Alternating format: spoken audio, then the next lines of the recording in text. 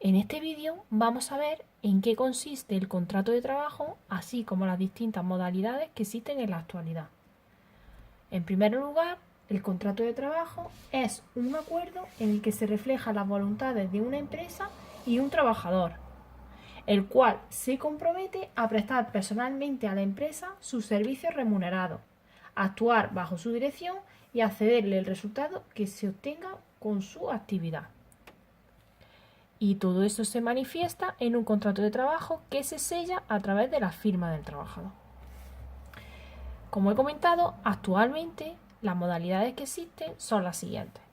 Por un lado tenemos el contrato o los contratos indefinidos. Estos contratos fijan la fecha de inicio pero no la fecha de finalización.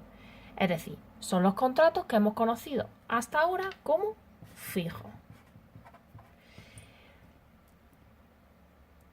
Un ejemplo, pues sería cualquier trabajador que es contratado de forma indefinida, por ejemplo, en un supermercado.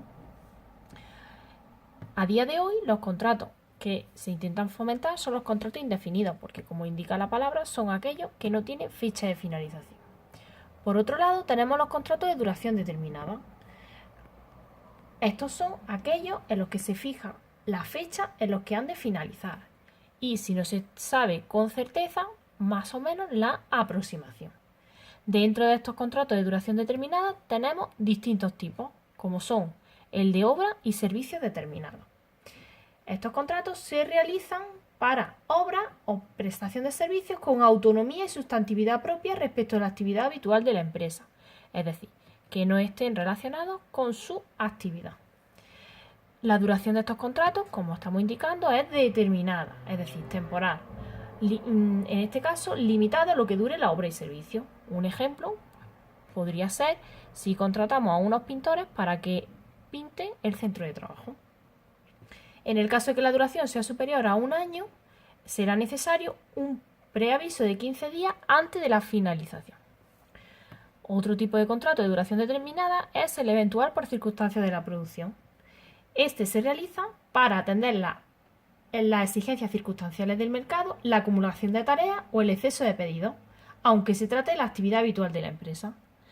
Este sería el caso, por ejemplo, de la campaña de Navidad, en el que se necesitan más trabajadores. ¿Por qué? Porque se realizan más ventas. Como hemos establecido, se trata de un contrato temporal, de duración determinada. En este caso, en un periodo de 12 meses, solo puede durar como máximo 6 meses. En el convenio colectivo, no obstante, se puede establecer un periodo de referencia de hasta 18 meses. En este caso, la duración no podrá ser superior al 75% de estos 18 meses o a 12 meses. Dentro de esta modalidad tenemos el contrato de interinidad. Estos contratos se realizan para sustituir a un trabajador con derecho a reserva del puesto de trabajo, para cubrir temporalmente un puesto de trabajo durante el proceso de selección o promoción de personal, o sustituir a trabajadores en formación por trabajadores beneficiarios de prestación de desempleo. El caso más claro de este tipo de contrato pues sería, por ejemplo, un profesor que causa baja por enfermedad y que es sustituido por otro profesor. Por otro lado, tenemos los contratos formativos. Dentro de los contratos formativos, los cuales tienen como finalidad proporcionar experiencia laboral y formación, tenemos en práctica y para la formación y el aprendizaje. He de realizar un inciso de forma que la FCT, es decir, la formación en centro de trabajo que se realiza al finalizar los ciclos formativos, no se consideraría dentro de este tipo de contrato. Volviendo a esto, el contrato en práctica, la finalidad sería proporcionar experiencia laboral a aquellos titulados técnicos, es decir, universitarios o formación profesional, pero en cualquier caso se realiza cuando han obtenido dicha titulación. En este caso, la duración será de mínimo 6 meses y de máximo 2 años.